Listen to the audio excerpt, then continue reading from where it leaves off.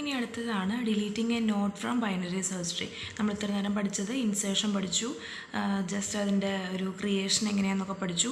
ഇനി ഒരു binary search ട്രീയിൽ നിന്ന് എങ്ങനെയാണ് നമ്മൾ ഡിലീറ്റ് ചെയ്യുക എന്നുള്ളതാണ് പഠിക്കുന്നത്. അതിൽ മെയിനായിട്ട് 3 കേസസ് വരുന്നുണ്ട്.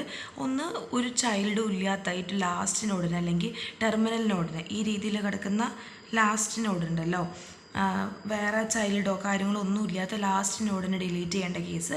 പിന്നെ ഒരൊറ്റ ചൈൽഡ് ഉള്ള കേസ്, അതായത് ഇപ്പോൾ 54നെ ഡിലീറ്റ് ചെയ്യുകയാണെങ്കിൽ അതിന് താഴെ ഒരു ചൈൽഡ് ഉണ്ട്, അപ്പോൾ അതിൻ്റെ ചൈൽഡിന് എന്ത് ചെയ്യും നോക്കണ്ടേ, അങ്ങനെയുള്ളൊരു കേസ്. പിന്നെ അതേപോലെ deleting a node with 2 child. ഇപ്പോൾ ഒരു 56നെയാണ് എടുക്കുന്നതെന്നുണ്ടെങ്കിൽ അതിന് താഴെ 2 ചൈൽഡ് ഉണ്ട്. പിന്നെ 2 ചൈൽഡുള്ള കേസ്, 1 ചൈൽഡുള്ള കേസ്, 1 ചൈൽഡും ഇല്ലാത്ത കേസ്. ഇങ്ങനെ 3 കേസസാണ് നമുക്ക് ഡിലീഷനിൽ വരുന്നത്. അപ്പോൾ അതിൽ ഫസ്റ്റ് കേസ് നോക്കാം. ഒരു ചിൽഡ്രനും ഇല്ല, ആ ഒരു നോഡിനെ മാത്രമാണ് നമുക്ക് ഡിലീറ്റ് ചെയ്യേണ്ടത്. അതായത് ഇപ്പോൾ 78നെയാണ് എനിക്ക് ഡിലീറ്റ് ചെയ്യേണ്ടതെന്ന് വിചാരിക്കുക. എനിക്ക് സിമ്പിളായിട്ട് എനിക്കിതിനെ എന്ത് ചെയ്യാം, ഡിലീറ്റ് ചെയ്ത് മാറ്റാൻ പറ്റും. അപ്പോൾ എനിക്ക് ഔട്ട്പുട്ടായിട്ട് ലാസ്റ്റ് എനിക്ക് ആൻസർ കിട്ടുക എന്തായിരിക്കും, ഇവിടെ 39 ഉണ്ട്, ഇവിടെ 56 ഉണ്ട്, പിന്നെ ഇവിടെ 54 ഉണ്ട്, അതിൻ്റെ ഇപ്പുറത്തൊരു 55 കൂടി ഉണ്ട്. സിമ്പിളായിട്ട് ആ 78നെ ഡിലീറ്റ് ചെയ്തു. സിമ്പിളായിട്ട് ഡിലീറ്റ് ചെയ്യാൻ പറ്റിയത് എന്തുകൊണ്ടാണ്, നമുക്ക് ഈ 78ന് താഴെ വേറെ നോഡോ കാര്യങ്ങളോ ഒന്നുമില്ല. സോ നമുക്ക് 78 എന്ന് പറയുന്നത് ലാസ്റ്റ് നോഡാണ്, അതായത് അതിന് ചിൽഡ്രൻ ഒന്നും ഇല്ലാത്തത് കൊണ്ടും അതൊരു ടെർമിനൽ നോഡായതുകൊണ്ടും നമുക്ക് എന്ത് ചെയ്യാം, അതിനെ സിമ്പിളായിട്ട് ഡിലീറ്റ് ചെയ്യാൻ പറ്റും. ഡിലീറ്റ് ചെയ്ത് കഴിഞ്ഞാൽ നമുക്ക് ഇങ്ങനെയാണ് നമ്മുടെ പുതിയ ബൈനറി സെർച്ച് ട്രീ നമുക്ക് കിട്ടുക. ഇങ്ങനെയാണ് ഡിലീഷൻ്റെ ഒരു കേസ് എന്ന് പറയുന്നത്. ഇനി ഇതാണ് അടുത്ത കേസ്, അതായത് deleting A node with 1 child. ഒരു ചൈൽഡ് ഉള്ള ഒരു നോഡിനെ എനിക്ക് ഡിലീറ്റ് ചെയ്യണം. അതായത് ഇപ്പോൾ 54നെ ഞാൻ ചൂസ് ചെയ്യുകയാണ്, അതിനൊരു ചൈൽഡ് ഉണ്ട് 55. ഇതിന് ഞാൻ ഡിലീറ്റ് ചെയ്യുകയാണെങ്കിൽ ഈ ഒരു കണക്ഷൻ പോവില്ലേ, വേണ്ട, ഈ ഒരു കണക്ഷൻ പോവും. ഈ കണക്ഷൻ പോയി കഴിഞ്ഞാൽ ഈ ഒരു നോഡിനെ പിന്നെ എന്താ ചെയ്യുക, 55 എന്ന് പറഞ്ഞ് കിടക്കുന്ന ഈ ഒരു നോഡിനെ എന്താ ചെയ്യുക നമുക്കറിയണം. അതായത് ഇങ്ങനൊരു കേസ് വന്നു കഴിഞ്ഞാൽ, ഒരൊറ്റ ചൈൽഡുള്ള കേസ് വന്നു കഴിഞ്ഞാൽ ഈ 54 എന്നുള്ള ഈ നോഡിനെ നമുക്കെടുത്ത് മാറ്റിയിട്ട് ഈ 55 എന്ന് പറയുന്ന നോഡിനെ എനിക്കിവിടെ വെക്കാം. അതായത് എൻ്റെ പുതിയ ബൈനറി സെർച്ച് ട്രീ എന്ന് പറയുന്നത് അപ്പോൾ ഇങ്ങനെയാവും വരിക.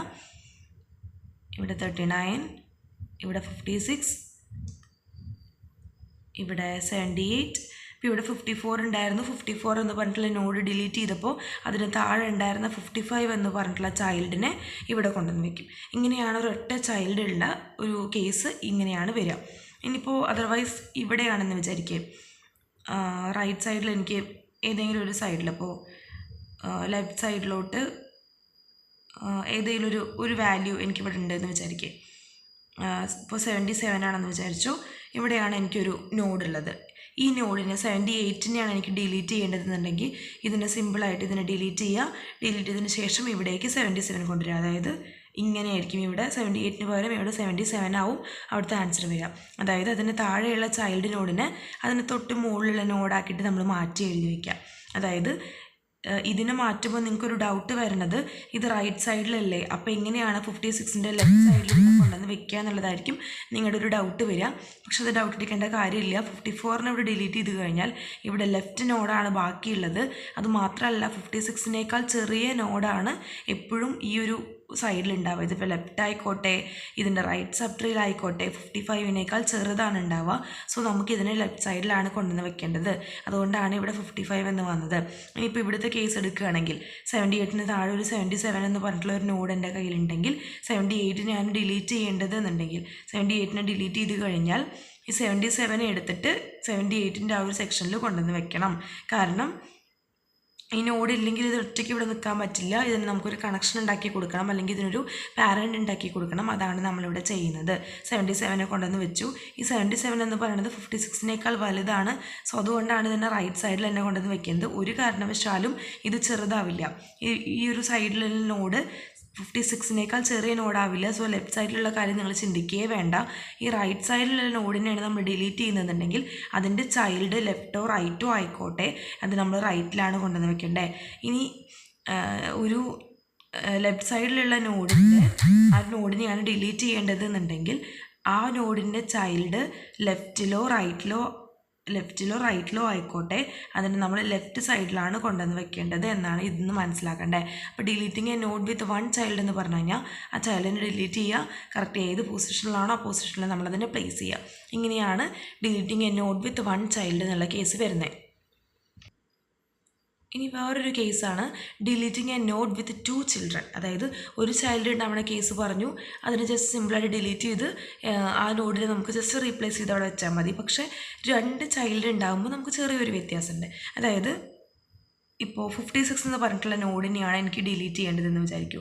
ഈ നോഡിനെയാണ് ഡിലീറ്റ് ചെയ്യേണ്ടതെന്നുണ്ടെങ്കിൽ ഇതിൻ്റെ ലെഫ്റ്റിലാണെങ്കിലും റൈറ്റിലാണെങ്കിലും ഒക്കെ എന്തുണ്ട്, ചൈൽഡ് ഉണ്ട്. അതിൻ്റെയും റൈറ്റ് സൈഡിലൊക്കെയും ചിൽഡ്രൻ ഉണ്ട്.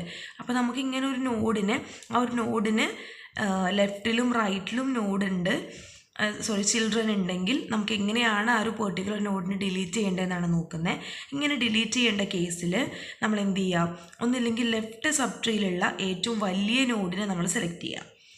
2 കേസുണ്ട്, അതിൽ ആദ്യത്തെ കേസാണ്, ഈ ഒരു കേസിൽ തന്നെ ആദ്യത്തെ കേസാണ് ഞാൻ പറയുന്നത്.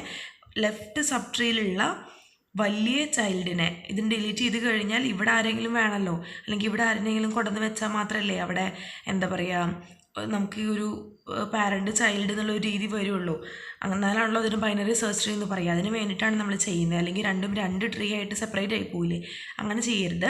അപ്പോൾ 56നെ ഡിലീറ്റ് ചെയ്യണമെന്നുണ്ടെങ്കിൽ ഇതിനെ ഡിലീറ്റ് ചെയ്ത് കഴിഞ്ഞാൽ നമ്മൾ ചെയ്യേണ്ടത് ഇതിൻ്റെ സ്ഥാനത്തേക്ക് ആരെങ്കിലും കൊണ്ടുവന്ന് വെക്കണം. അതിന് വേണ്ടിയിട്ട് നമ്മൾ ചെയ്യേണ്ടത് ഇതിൻ്റെ ലെഫ്റ്റ് സബ് ട്രീയിൽ ആരാണോ ഉള്ളത് അവിടെ വലിയ നോഡ് ഏതാണ്. ഇവിടെ ഇപ്പോൾ ലെഫ്റ്റ് സബ് ട്രീ എന്ന് പറയുമ്പോൾ 54 ഉണ്ട്. ഈ ഒരു 56ൻ്റെ ലെഫ്റ്റ് എന്ന് പറയുമ്പോൾ 54ഉം 55ഉം വരുമല്ലോ.